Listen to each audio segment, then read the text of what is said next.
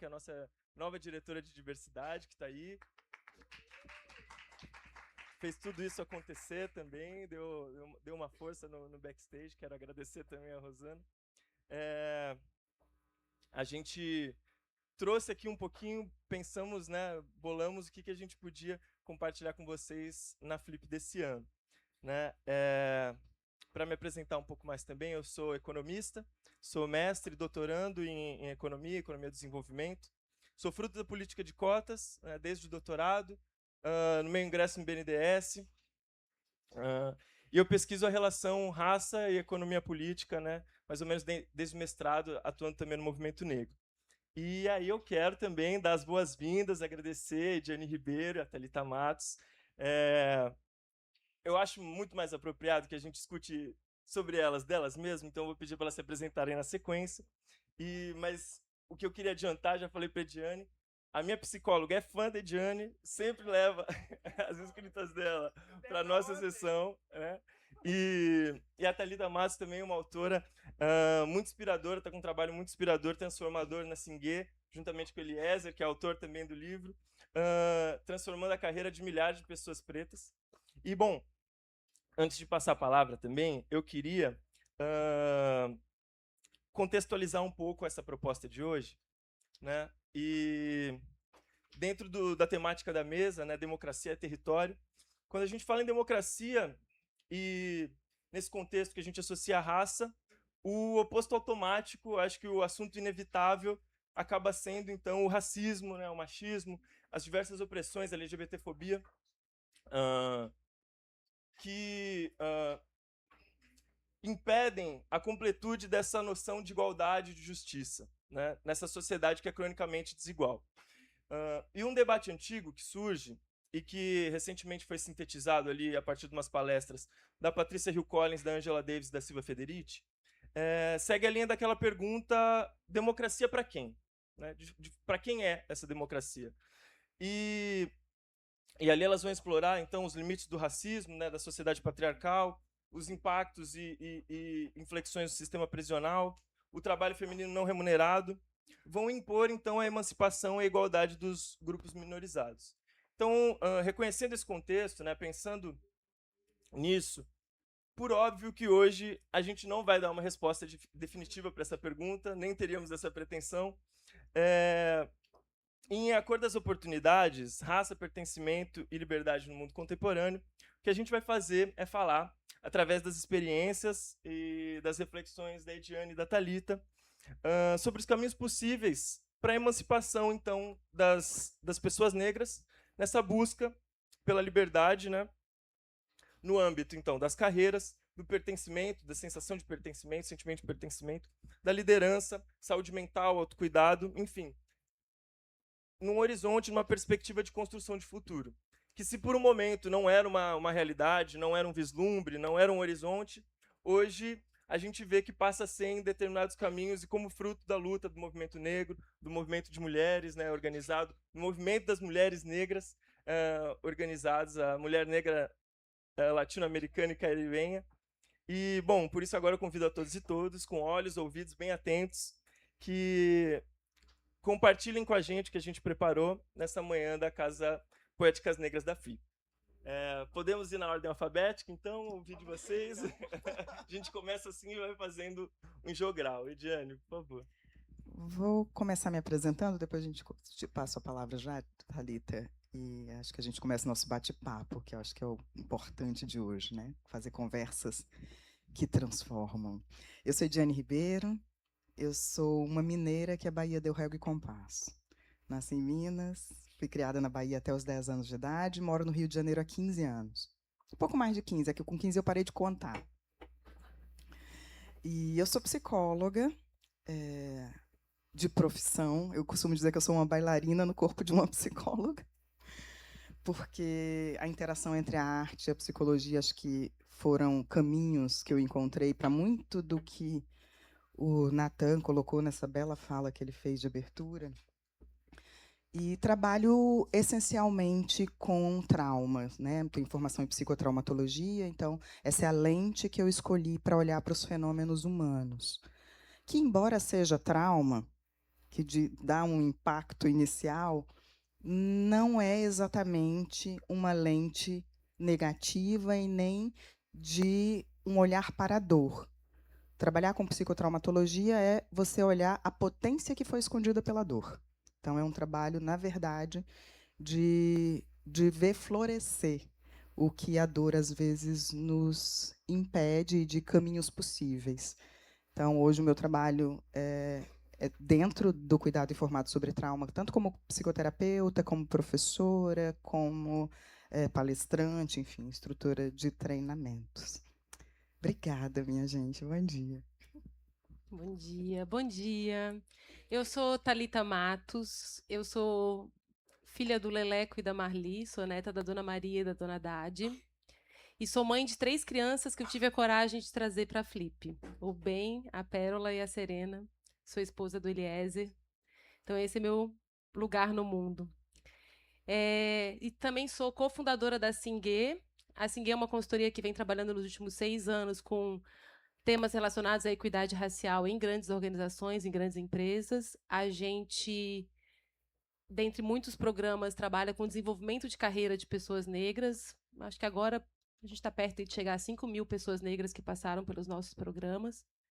E quando a gente ali cruzou a barreira de 2.500 pessoas, a gente escreveu um livro sobre essa experiência. Eu fui criada para estar em espaço. Eu sou uma mulher negra catarinense. Então, eu fui criada pelo meu pai, especialmente, para estar em espaços que não foram necessariamente pensados para mim. E, ao longo da minha educação, enfim, especialmente no tempo que eu vivi em Santa Catarina, na primeira fase assim da minha vida, até a formatura, eu sou cientista social, de inaugurar espaços, de ser a primeira pessoa da família a cursar um curso superior, a refletir sobre as coisas que eu reflito, e também a encontrar e ocupar espaços socioeconômicos distintos do lugar da onde eu vim. E a experiência da Singuê, ela me oportuniza estar em sala com outras pessoas que têm experiências muito parecidas, de terem sido as primeiras pessoas a chegarem ao ensino superior, a conquistarem espaços no mercado de trabalho com salários, com oportunidades muito maiores do que aquelas da onde a gente veio, e de poder compartilhar essa experiência e entender que aquela sensação de que a gente está sozinha nesse espaço, às vezes também não é tão verdadeira, porque várias outras pessoas estão vivendo isso ao mesmo tempo.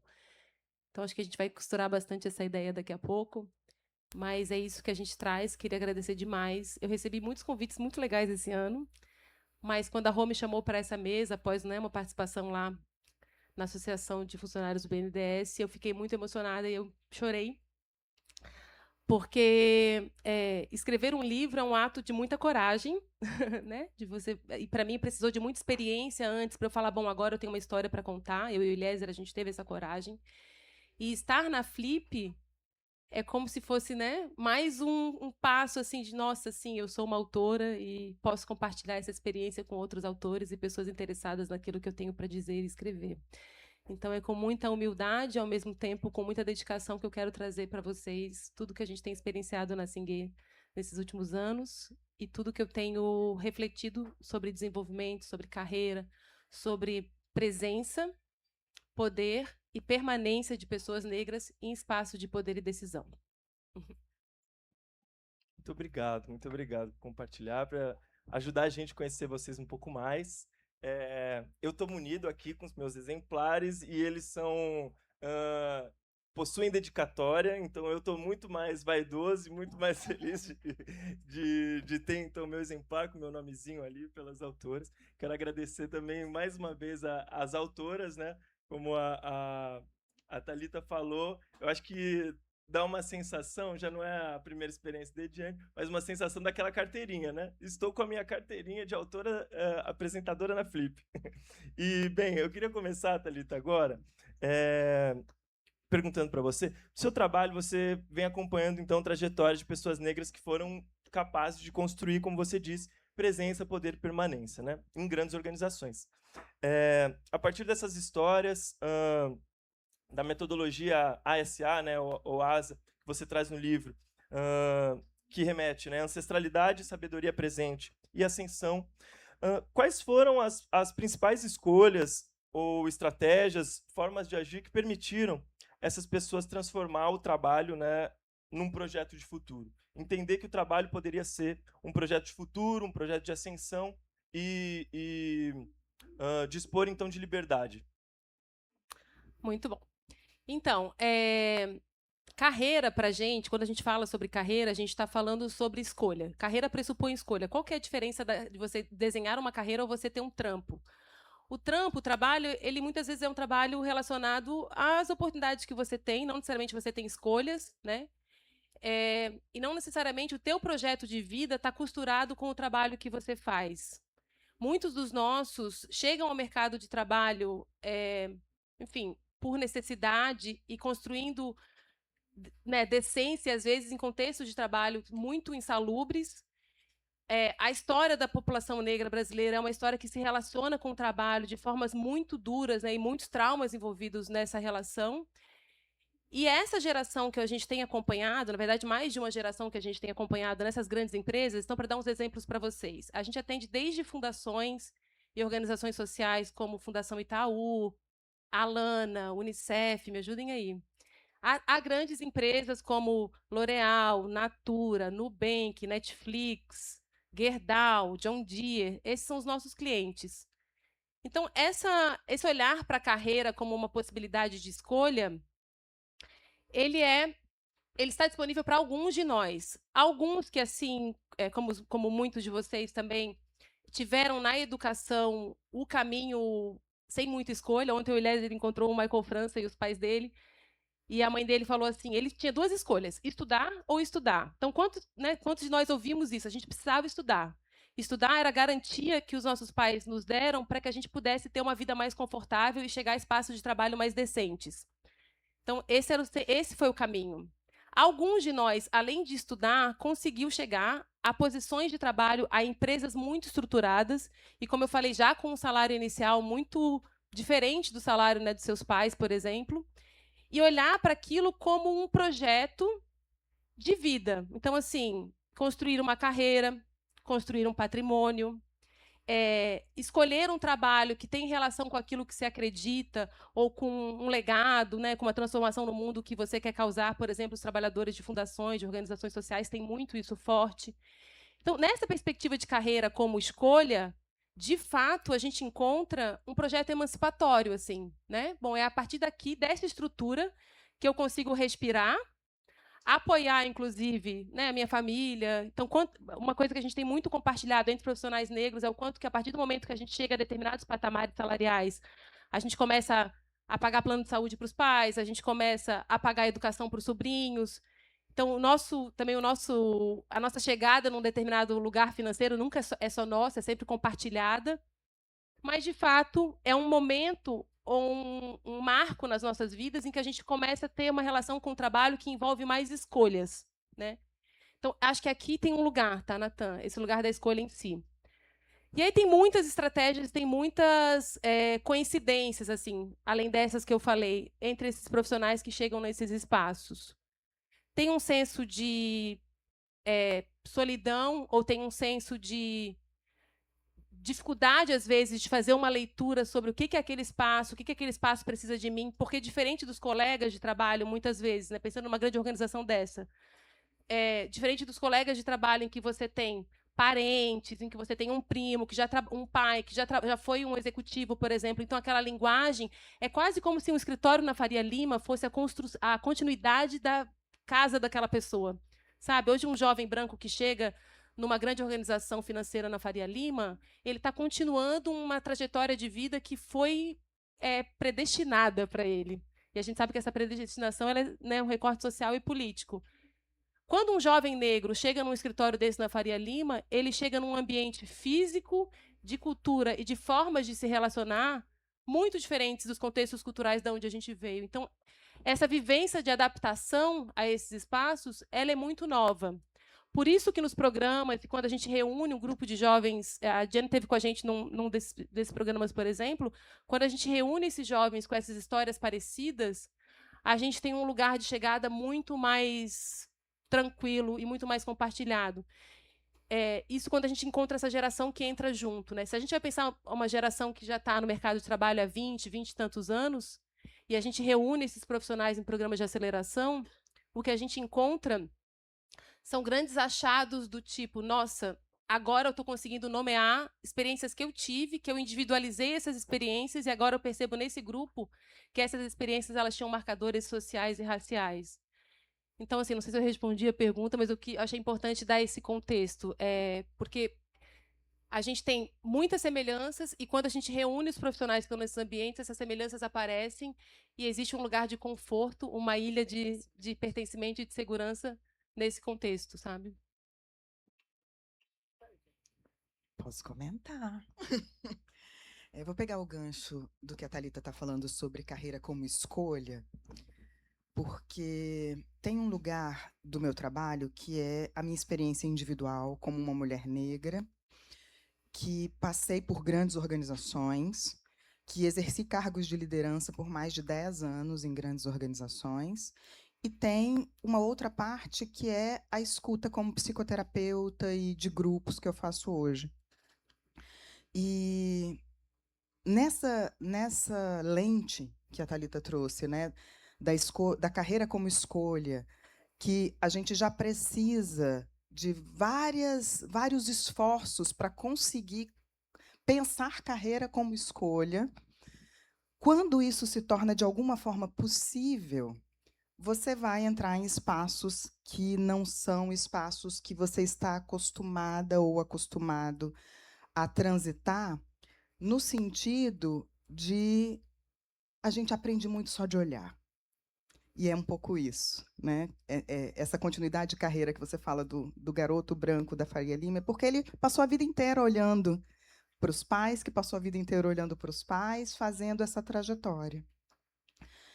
E aí vem um sentimento que eu vivi muito e que eu ouço muito hoje, tanto nas pessoas que atendo em psicoterapia, quanto nos grupos, sejam nos grupos das empresas, como o trabalho que eu fiz com a Thalita e faço com outras empresas, onde eu vou para falar sobre estresse racial no trabalho, ou os grupos que conduzo específicos para pessoas negras, que é o sentimento, da solidão em posições estratégicas, e 2, de sempre estar atrasado, sempre estar em falta com alguma coisa.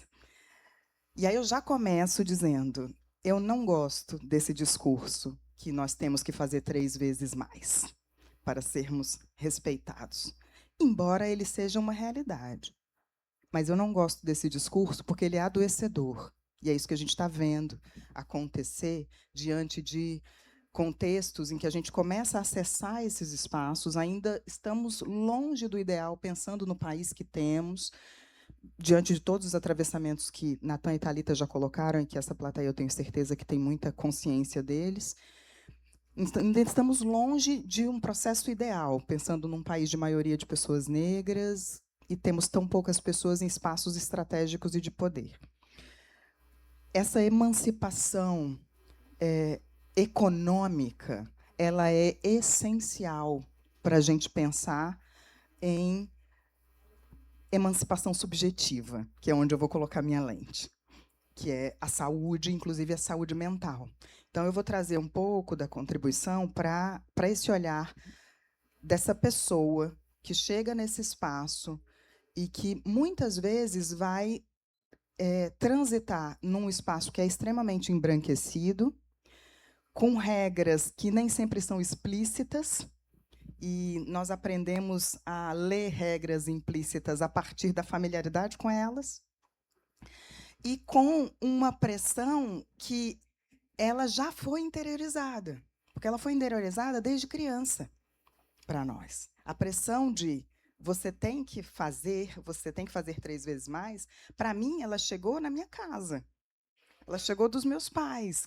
Aquela nota 8 que não era suficiente. Não era suficiente, exatamente. 8 já estava muito mal, assim. O 9 já não era tão suficiente. Tem alguém que tirou 10? Meu pai perguntava isso. Ele falava assim, tem alguém que tirou 10? Teve 3 pessoas. Falou, então podia ser melhor, né? Se teve 3 que tirou 10. Tá vendo? Então, assim, dentro de casa, a gente acaba tendo um contexto já que é muito comum de criação para um mundo que não vai ser gentil conosco.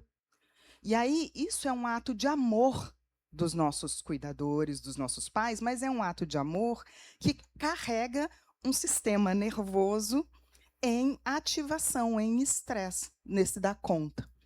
E aí, por isso que eu digo que eu não gosto desse discurso, temos que fazer 3 vezes mais para ser reconhecidos ou para ser tratados como a média. Muitas vezes eu me vejo nesse lugar, de que eu tenho que fazer mais para ser tratada como a média, mas eu também não quero chegar aos 65 anos com uma doença neurohormonal, porque me estressei mais, enquanto a psicóloga branca chega aos 90 e tantos, com todas as honrarias, porque ela se estressou menos. E isso eu não estou falando da minha cabeça.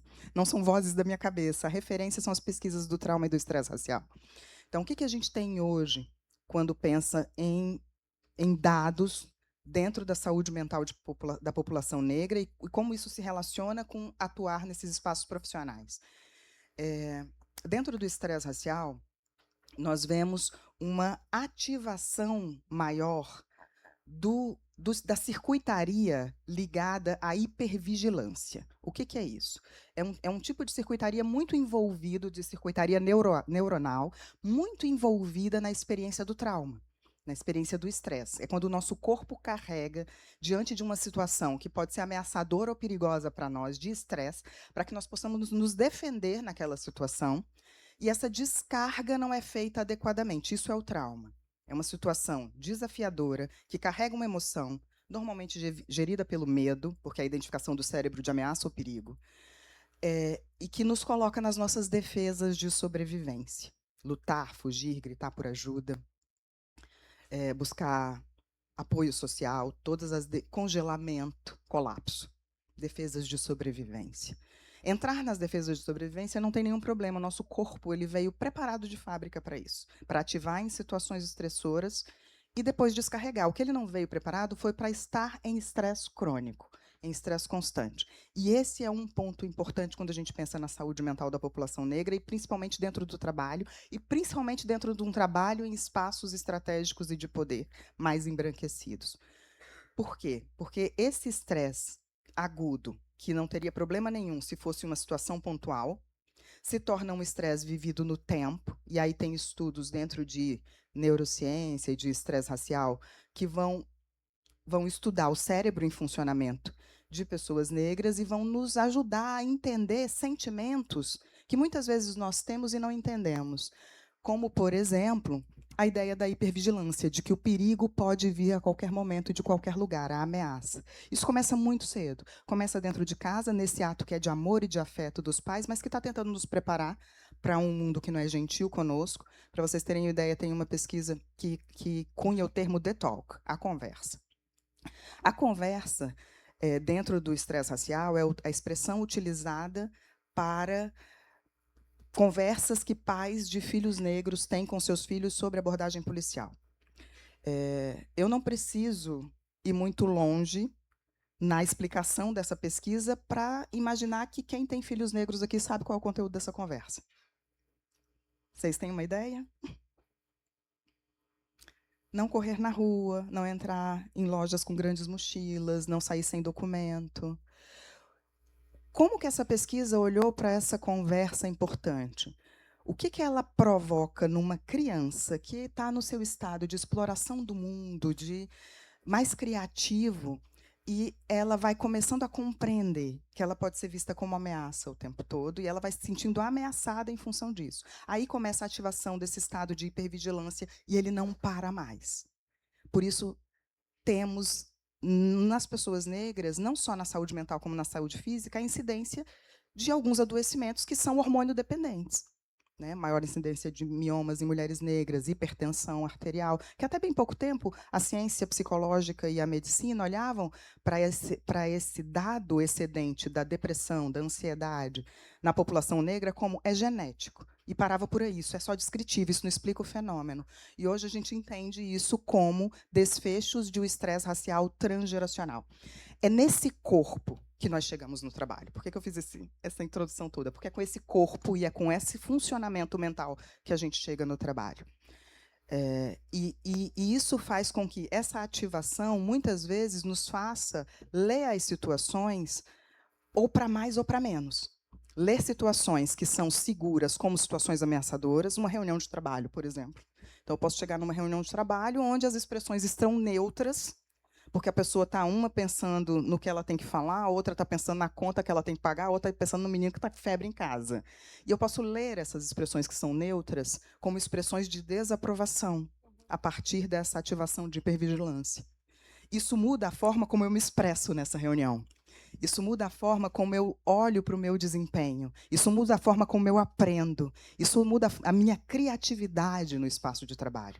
E é por isso que eu tenho defendido tanto que, dentro das muitas dimensões que a gente precisa cuidar nesse processo que nós queremos ampliar cada vez mais, que é do acesso a lugares de decisão e de poder, a criação desses territórios, o cuidado com a saúde mental, ele precisa caminhar junto, porque senão a gente chega e a gente adoece. Não sei como é que é a sua experiência lá no BNDES, de sentimento.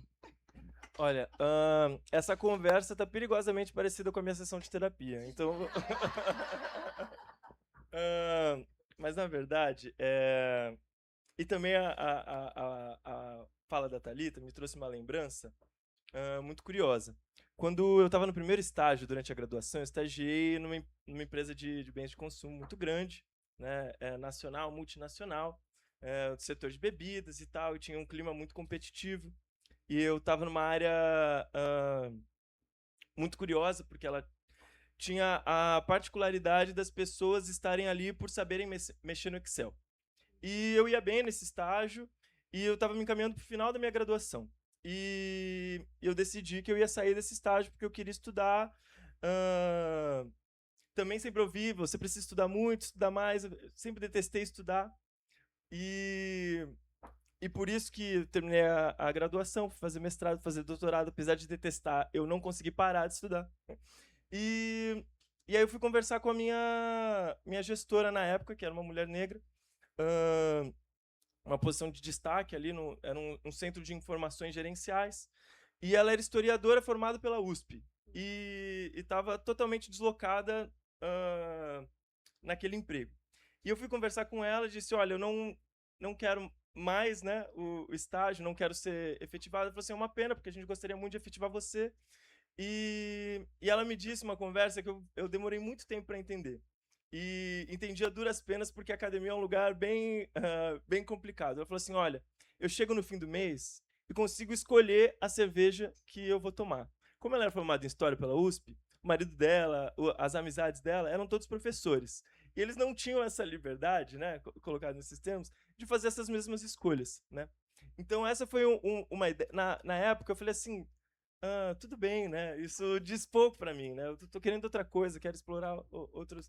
E eu demorei, talvez não tenha demorado tanto tempo para entender, porque quando a gente está na academia a gente vive num ambiente de hipervigilância que o nosso horizonte é sempre o final da bolsa, ou a próxima bolsa, é aquele dinheiro contado.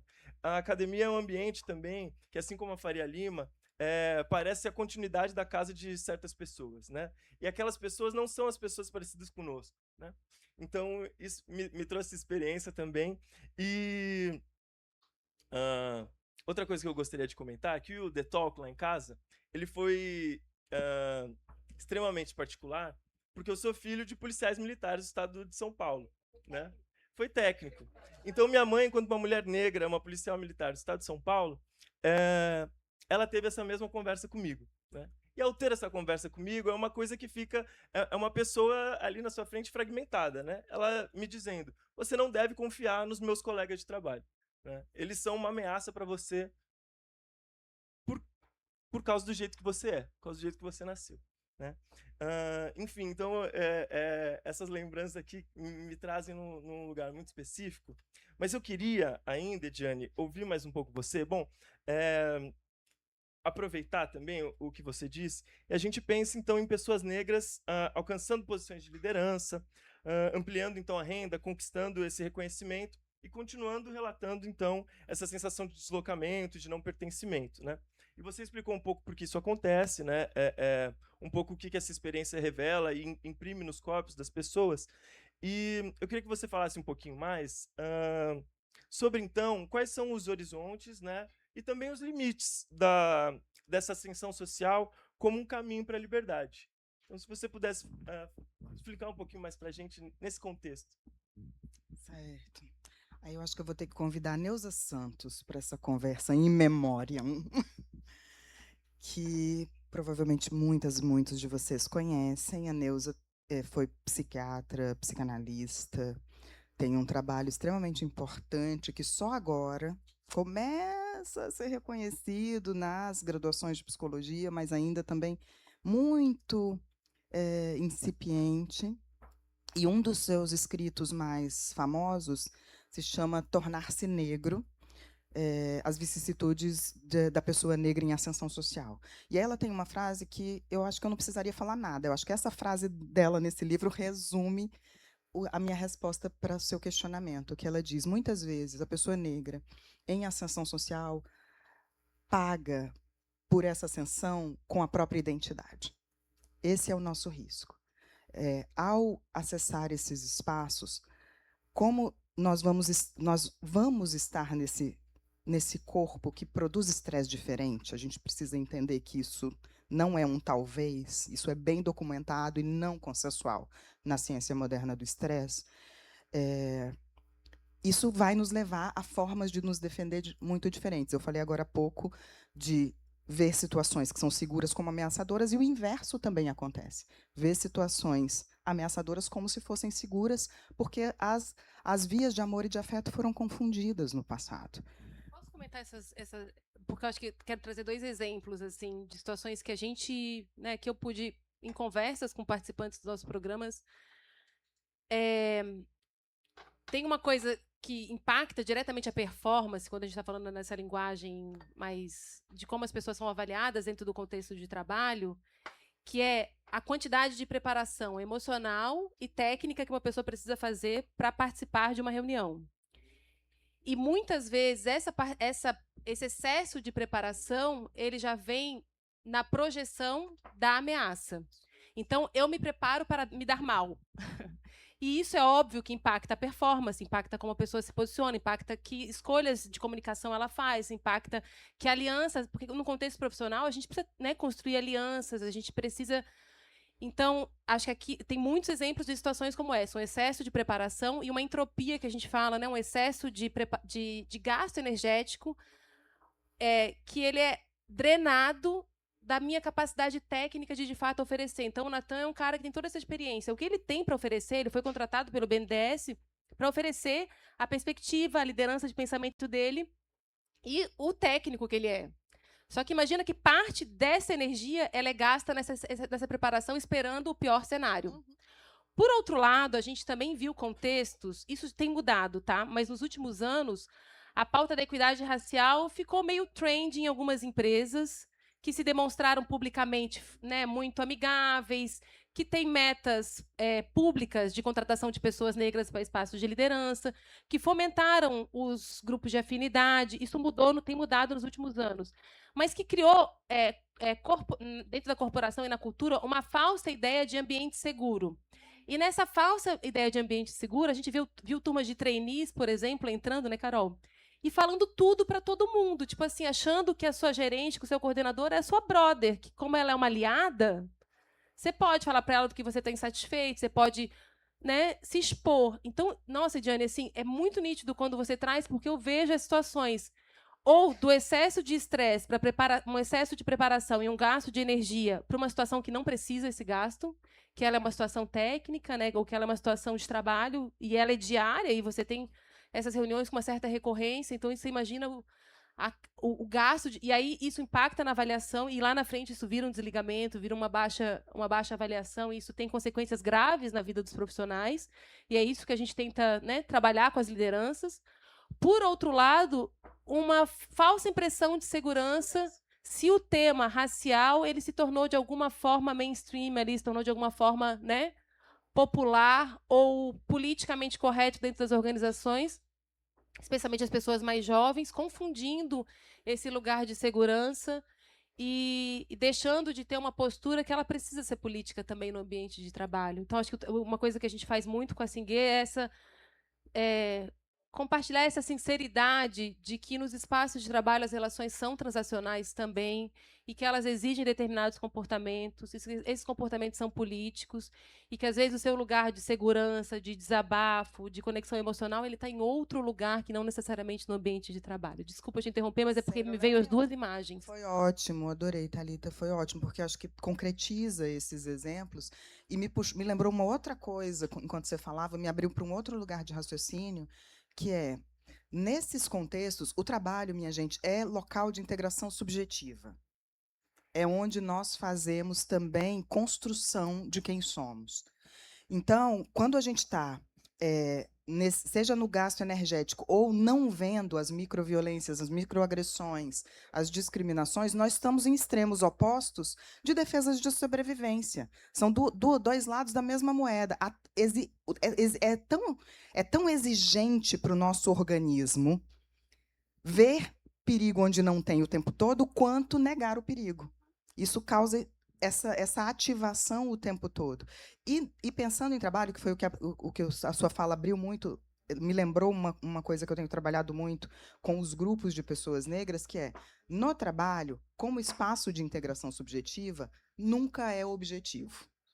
O trabalho nunca é objetivo. Então, na mesa de reunião, enquanto nós estamos discutindo processos, metas, resultados, tem um diálogo silencioso acontecendo que é sobre autonomia, controle, identidade, pertencimento, e existe uma administração de emoções. Então, as pessoas estão administrando o medo de errar, o medo do não pertencimento, o medo de perder influência, estão administrando a necessidade de reconhecimento, estão administrando todas as suas emoções, a raiva, a tristeza, junto com essa conversa subjetiva de quem é escutado, quem não é. E é por isso que eu tenho advogado tanto que o olhar para as nossas emoções ele é extremamente importante e a saúde mental da população negra precisa ser vista com as especificidades que ela tem, porque nós, nesse processo colonizador violento que vivemos, como forma de sobreviver, o nosso povo encontrou recursos na coletividade. Nós sabemos ser comunidade, minha gente.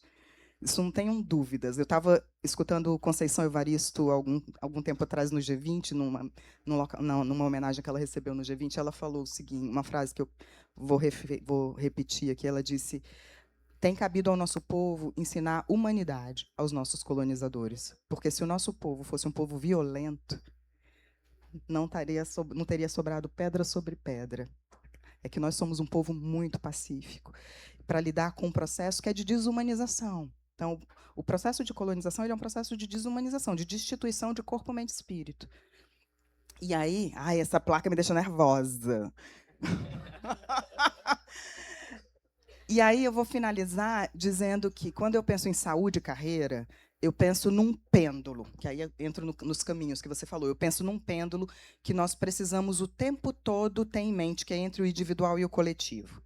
Então, o tempo todo a gente vai precisar pendular entre o individual, que é a minha carreira, o que eu preciso construir, que é a minha construção subjetiva, que é não me ver o tempo todo como uma massa, que isso é talvez uma das coisas mais perversas de um sistema opressivo, é nos massificar e tirar as nossas subjetividades. Nós somos aqui 3 pessoas negras com histórias diferentes, com carreiras diferentes, com subjetividades diferentes, com emoções diferentes. Então, esse cuidado da subjetividade ele é muito importante para que você não tenha um olhar massificado para os seus e nem se olhe também sem a lente da subjetividade. E pendular isso para o coletivo, para o quanto que, nos espaços que nós ocupamos, nós conseguimos ampliar caminhos, ampliar, porque eu acho que o processo é realmente transgeracional. Para a gente estar tendo essa conversa aqui na Flip, muita gente precisou fazer coisa antes de nós. Então, o processo de reparo ele também é transgeracional. Mas se a gente não fizer essa pendulação, a gente a gente morre no meio do caminho, e eu não estou falando de morte literal, estou falando de morte. Não estou falando de morte simbólica, eu estou falando de morte literal, como a própria Neuza Santos, que eu citei aqui antes. Então, essa pendulação ela é importante, e esse cuidado para lidar com sentimentos e emoções como culpa, medo, culpa das pessoas da família não estarem vivendo a mesma coisa, fadiga da compaixão, como a gente chama, que é esse lugar onde eu acendi, mas os meus não acenderam, mas eu não posso ajudar, mas como que eu faço isso? E você fica culpada, e aí daqui a pouco você faz um contrato de voltar para aquela situação de escassez de novo, porque parece que ao quebrar essa aliança você perde o pertencimento também. Então, essas emoções precisam ser cuidadas no processo, que é uma das partes que a gente pode lidar. Então, acho que a gente precisa lidar individualmente e coletivamente ao mesmo tempo. A gente falou, vocês falaram de algumas coisas, alguns temas, falaram sobre medo, sobre exaustão, sobre a gente vem falando sobre desigualdade, né, incerteza. E aí, eu acho que o que traz fica um pouco aquela piada de internet. Me sinto xoxo, manco, capenga. Mas para a gente não encerrar, né, nessa temática, e também para compartilhar um pouco, para mim tem sido muito uma experiência, principalmente desde o mestrado, uma experiência que tem me levado aos espaços coletivos, né? Aos espaços coletivos daquelas pessoas que são como nós, que participaram, então vivenciaram esse processo de uma forma parecida com aquela que a gente vivenciou, ao mesmo tempo que é impossível que isso nos massifique, ou que isso nos leve a agir ou esperar dentro da especificidade que está delimitado pela raça. Eu acho que o que eu costumo dizer, eu costumo pensar, que em resposta ao racismo, a gente não pode dizer ou dispor de um manual de como o negro deve agir, porque isso é o primeiro lugar, né? Então, o que eu queria ouvir de vocês, queria ouvir primeiro da Thalita, para... Infelizmente, a gente já levantaram a plaquinha, já deixou todos nós ficamos nervosos aqui em cima. Mas para a gente concluir, eu quero saber, então, qual é o papel da esperança na construção disso, né? Na construção da reparação, então, no desenvolvimento desse projeto de futuro. Então, eu queria ouvir de vocês duas. Ah, que lindo. Então, que eu tenho vivido, acompanhado histórias de bastante esperança, assim, né? A gente tem, sei lá, aqui entre os entrevistados, um vice-presidente de RH de uma grande organização, que é um cara muito maneiro, assim, está há 30 anos no mercado de trabalho e que enfrentou situações diferentes da relação raça e trabalho, e que nos diz o seguinte: ao longo da minha história, eu tomei muitas decisões que foram decisões baseadas em dados, em informações. Eu sempre soube ler a sala, né, e me posicionar bem nas salas em que eu estive, mas eu nunca deixei de ouvir a minha intuição e o que minha espiritualidade dizia. Então, até hoje, as decisões que eu tomo... Tá ruim esse microfone, né? Vou trocar. Até hoje, as decisões que eu tomo são decisões ouvindo o sutil. Então, eu acho que o esperançar, ou o meu esperançar, é muito ouvir esse sutil e entender que o trabalho que a gente faz, as trajetórias que a gente acompanha, são trajetórias que inauguram novas histórias, novos horizontes, de pessoas negras ocupando espaços que são mais confortáveis, são mais seguros, em que elas podem expressar quem elas são, em que elas podem contribuir para transformações profundas no mercado de trabalho, para que elas possam, que elas podem criar espaço para outras pessoas negras chegarem. Não teve um personagem, não teve um participante, um profissional que a gente tem entrevistado ao longo desses anos, vivido os programas ao longo desses anos, que não tenha na sua fala dito que a sua responsabilidade é consigo e é com quem vem depois. Cada profissional negro que entra num escritório desse da Faria Lima, numa grande corporação, num navio da Petrobras, não sei, mas cada profissional desse que inaugura um espaço importante de poder deixa o pé na porta para que outras pessoas negras possam entrar. Então, há um compromisso de todos nós com os que vêm depois. E isso vem acontecendo há gerações, isso não é novo, isso é um legado. E a gente vem se trazendo para esses espaços ao longo do tempo. Então, eu acho que, quando eu penso nesse trabalho de carreira e quando eu penso na presença de pessoas negras nesses espaços, eu penso nessas outras histórias que abrem a possibilidade de outras histórias de profissionais que escolhem as suas carreiras todos os dias e que têm um compromisso com os seus e com quem vem depois. Então, acho que, para mim, o esperançar está aí. E eu quero trazer rapidinho assim, a coisa da metodologia ASA, porque eu acho que ela tangibiliza também um pouco o que a gente tem feito. E a gente primeiro experimentou muito nos programas, metodologias, e a gente sempre reúne uma lente racial muito profunda com tecnologias de desenvolvimento de mercado, coisas que grandes consultorias de RH desenvolveram, centros de pesquisa, etc. Então, não é que a gente inaugura novas coisas o tempo inteiro. A gente pega, sei lá, um assessment, uma metodologia de desenvolvimento, estuda e fala, tá, qual que é a implicação disso aqui quando a gente pensa no desenvolvimento de pessoas negras? E o método ASA ele é muito consequência disso. A jornada que as pessoas vivem com a gente, que eu quero trazer para vocês, o A ele é uma palavra muito cara para todos nós, que é a ancestralidade, e ela tem muitos sentidos. Nesse sentido do desenvolvimento no mercado de trabalho, é a gente poder devolver para o profissional negro a ideia de que quem ele é, o lugar de onde ele veio, os talentos que ele traz são importantes e são valiosos para aquele espaço. Então, aquilo que a Ediane fala da identidade, você não precisa deixar de ser quem você é. Isso que você tem é repertório. Vamos olhar para esse repertório com inteligência e agilidade para colocar ele a serviço dos seus desafios profissionais. Então, o A é sobre isso. O S é sobre sabedoria presente. É autoconsciência sobre quem somos. E na autoconsciência sobre quem somos entra muito tudo isso que Diane trouxe. Da saúde mental, do autocuidado, de entender, né, quais são os seus gatilhos, como o seu corpo funciona em cada um dos momentos. Qual é o valor que você traz para as mesas que você está, para os espaços de trabalho que você participa. E o último A do ASA é de ascensão. Talvez aqui é o que mais nos foi negado ao longo dessa história, mas projetar futuros.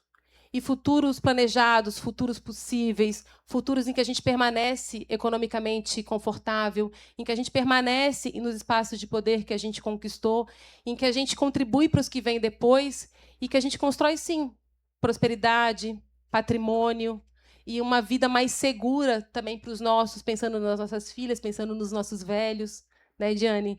Então, para mim, o esperançar também tem a ver com isso, com esse ciclo, ou com essa espiral que é da onde viemos tem valor, o que somos tem valor, a gente entrega valor por onde passa e a gente sonha e quer conquistar novos espaços e trazer os nossos conosco.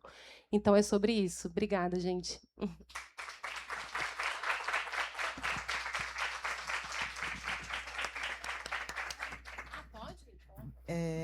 Eu não vou repetir o que a Thalita falou, porque eu já achei que foi brilhante, eu estou muito de acordo. Eu talvez só vou complementar uma coisa que eu falei ontem na mesa, eu estava falando ontem na Casa Sesc, tem algumas pessoas que estavam aqui, eu vou finalizar de forma muito parecida, porque no final era sobre ansiedade lá, o nosso debate, mas no final me foi perguntado sobre questões raciais, e eu falei do quanto que a coletividade... Ontem usamos o termo IA, né? Inteligência ancestral, lá na Casa Sesc. O quanto esse retorno ao senso de comunidade, mas não um senso de comunidade que nos pasteuriza, mas um senso de comunidade em que eu sei quem sou, mas eu sei quem sou também em grupo, em relacionamento, é nutritivo para nós. O quanto nós precisamos de espaços de vulnerabilidade segura. Isso inclui espaços de aprendizagem, isso inclui espaços de celebração.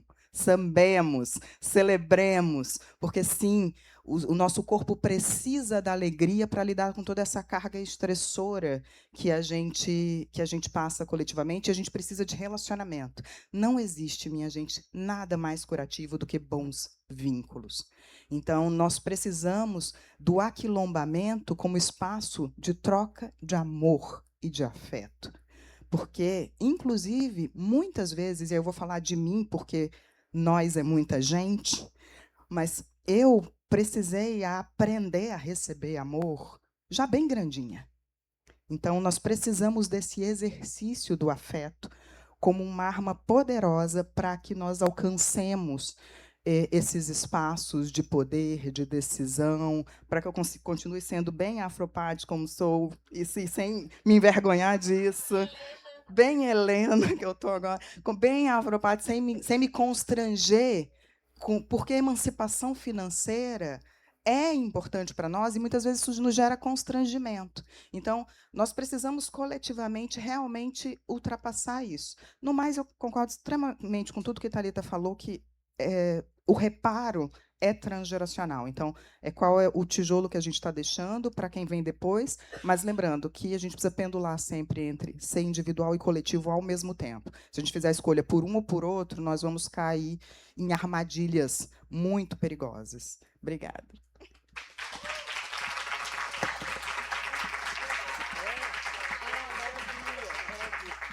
Maravilha. A gente vai ter um espaço, então, felizmente, para abrir para pergunta. A gente tinha programado.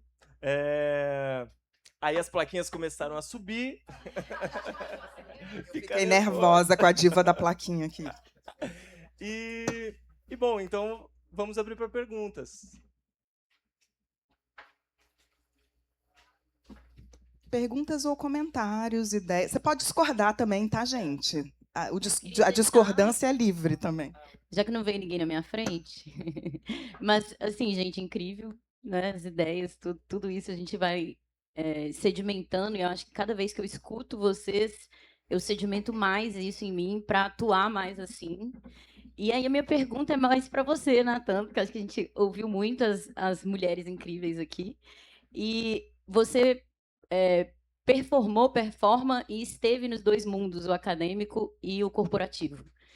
E eu vivi muito no corporativo, sei que ele é um lugar assimétrico, e eu tenho essa mesma leitura, acho que você comentou um pouco isso, que a academia também é um lugar assimétrico para nós, e é um lugar de sonho para mim, que ainda não consigo me ver nele, e acho que a gente vai aprendendo, e é isso, quando a gente escuta, né, que a gente pode ocupar, que a gente tem que ir.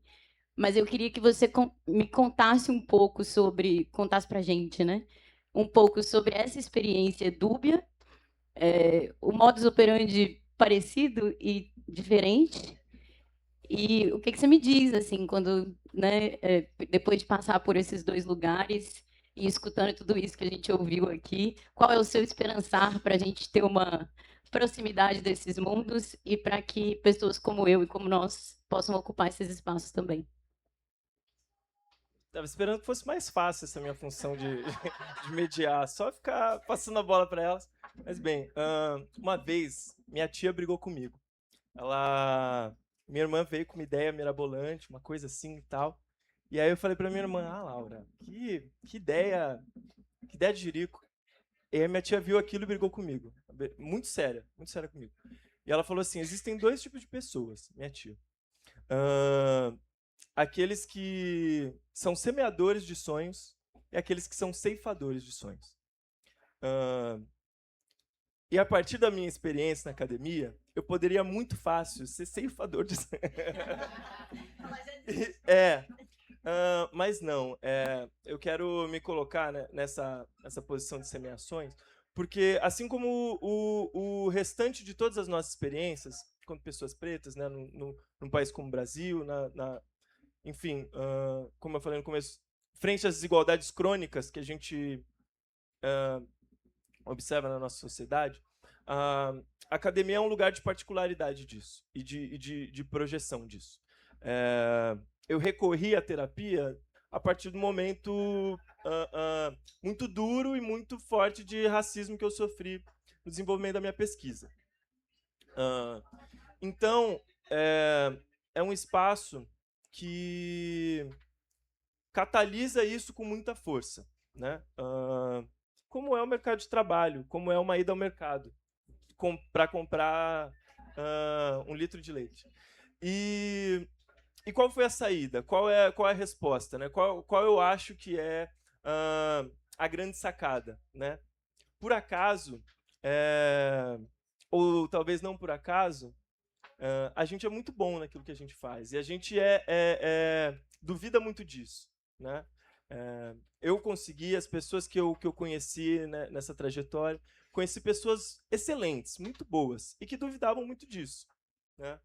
E nesse nosso encontro, nessa nossa coletividade, a gente duvidava muito menos disso em conjunto do que a gente duvidava sozinho. E para além disso, nos espaços de cura que a gente bolou, que a gente pensou, a gente tinha que performar um certo tipo de comportamento, perceber um certo tipo de modo como as coisas são, como é no nosso dia a dia no trabalho. A gente coloca uma roupa diferente, né? A gente coloca um comportamento diferente, se senta diferente. Então a gente tinha que fazer isso em determinados espaços da academia. Mas não por acaso, esse grupo que a gente reuniu também sabia fazer samba. Também sabia... eu também toco cavaquinho. Eu sei escrever um artigo, mas eu também toco cavaquinho. A gente também sabe sambar. Se uma pessoa apontasse e falasse assim, samba, você sabe sambar? Eu seria a primeira pessoa a falar assim, não, peraí, tu tá me confundindo, tá achando que é o quê? Mas a gente sabe. E esse é o espaço, então, que a gente conseguiu transformar o nosso convívio, a nossa convivência, num pequeno quilombo. Essa foi a minha última experiência na academia. Então, apesar do trauma, apesar da dificuldade, apesar da desigualdade, apesar de ainda ter que terminar de escrever a minha tese, e apesar de estar pensando nisso agora, por exemplo, e todos os momentos da minha vida, o que eu gosto de compartilhar e dizer de ser possível são esses espaços. E são os espaços que tornam possíveis a gente escrever uma tese, a gente escrever um artigo, a gente participar dos congressos.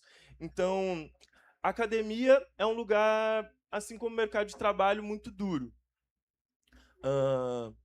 Mas é um mercado, é um lugar que a nossa presença tem tornado possível a nossa permanência, né?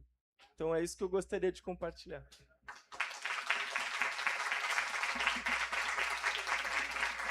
A gente tem mais questões, mais perguntas? Eu ia adorar. A gente teve esse espaço especialmente cedido.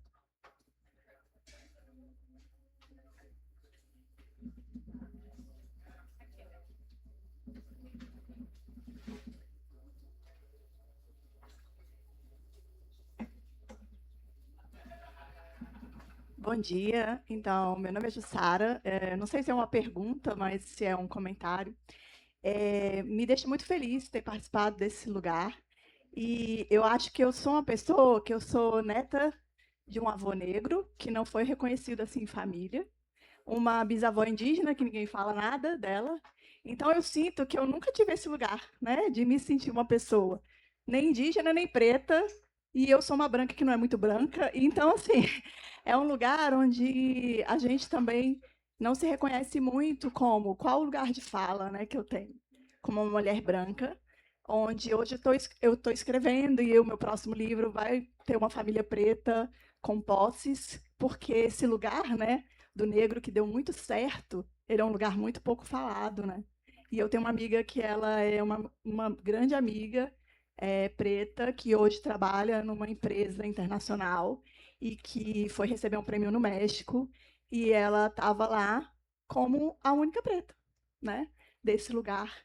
E ela falando muito o quanto ela sofreu o preconceito e o racismo dentro da própria empresa, porque os chefes americanos nunca entenderam, né, o que ela falava.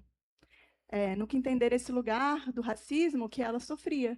E quando ele esteve lá andando com ela e que as pessoas não chegavam perto e ele não entendeu porque ele era um branco, loiro, de olho azul, e aí foi a primeira vez que ele esteve desse lado. E eu estou desse lado durante muito tempo, essa coisa que nos incomoda, né, do nosso próprio racismo ou do racismo que a gente sente estando com as pessoas. Eu já tive para voar em alguns pescoços e ela olha para minha cara e fala assim, não, deixa para lá. Essa amiga que é em comum é a minha cota branca. Então, eu fico sempre pensando nesse lugar, desse espaço de fala. E esse aquilombamento, né, que vocês disseram, esse lugar coletivo, que eu também sempre fui essa pessoa da capoeira, do samba, é isso, né? Conquistando espaços que também não eram meus. Então, hoje eu honro, assim, sabe, toda essa história que vocês estão trazendo da ancestralidade, do sucesso, do espaço conquistado, daquilo que eu também desejo fazer, sabe? Para ter esse lugar de uma fala coletiva, né? De uma fala onde a gente possa transitar nesse espaço. Ontem eu ouvi muito vocês falando, né? Assim, nós não vamos ver um país que não seja misógino, que não seja racista, e como conviver, né? Nesse espaço, como escrever dentro do espaço e como conhecer pessoas como vocês, né? Assim, me orgulha muito saber que a gente pode acompanhar esse território, né? Hoje eu estou querendo me inundar, né, desses lugares onde a fala ancestral possa ter sentido nessa coletividade. E eu acho que isso é uma coisa muito importante para a gente, enquanto pessoa branca, ouvir, reconhecer e querer fazer parte, né? Porque é o que eu falei, a minha ancestralidade, ela não é tão branca assim, né? Então, que a gente, eu acho que eu só queria ouvir de vocês, assim, o que fazer mesmo, assim, né? Qual é o lugar para onde a gente deve ir em relação a também ter lugar de fala, mas não no sentido de colonizar, sabe? Mas no sentido de ser também essa coletividade, né? Ser também esse braço que anda junto, sabe? Várias coisas. Qual é o seu nome, por gentileza? É Jussara. Jussara, obrigada pela sua contribuição.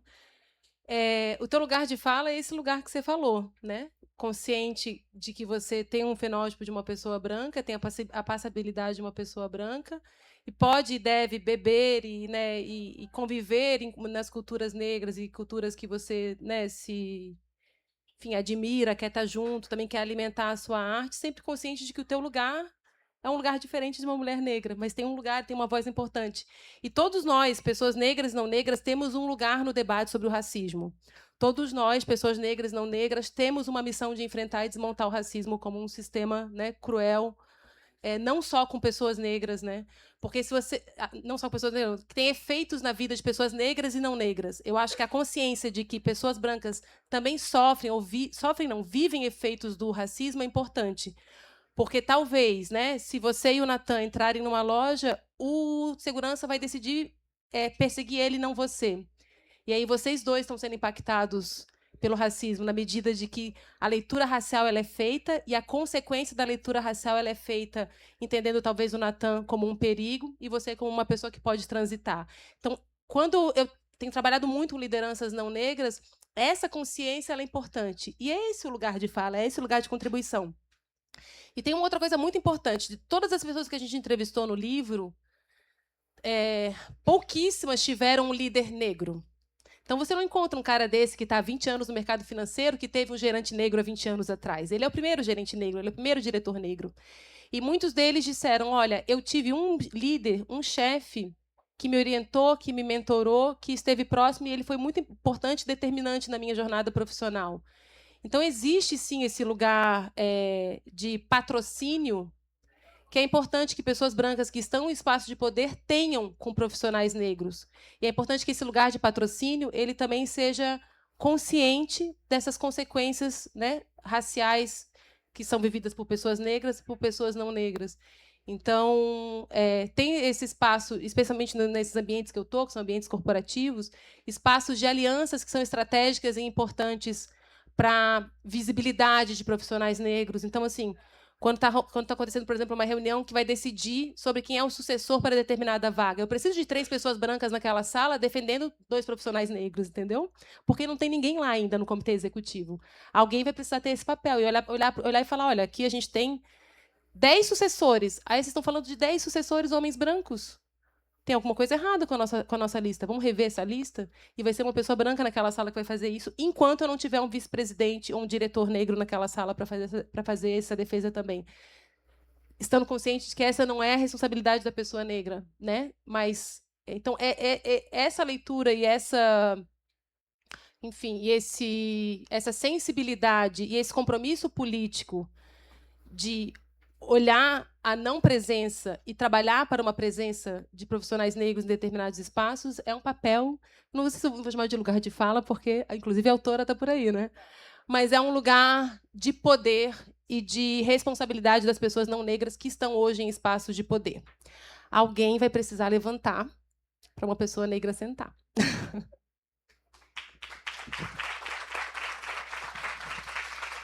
Já estouramos pra caramba, mas eu preciso falar que a minha editora maravilhosa tá aí, Jandaíra, livro Carreiras Negras. A Maria veio aqui. Então a gente tá, a editora tá aqui, o livro tá aqui. Ah, você já vai falar? Ó, peguei a fala da apresentadora. Obrigada, gente, Natan.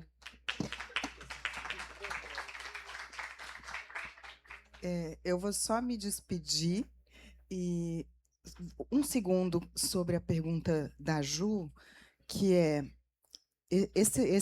essa consciência que a Thalita falou é importante das pessoas não negras que vire consciência aplicada e não codecedência, porque isso também tem acontecido muito. É muito fácil pendular, é muito difícil descolonizar o olhar, gente.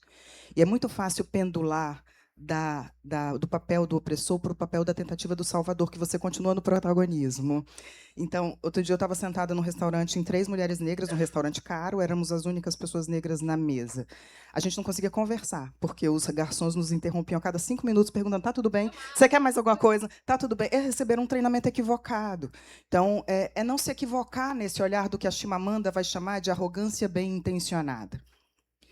Tá? Que é você, ao invés de desumanizar, você coloca num lugar que também é de desumanização, que é de tirar a pessoa do humano.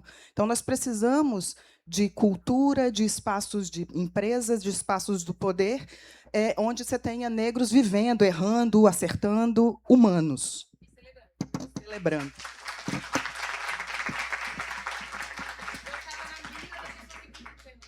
Muito obrigado, gente. Obrigado pela presença.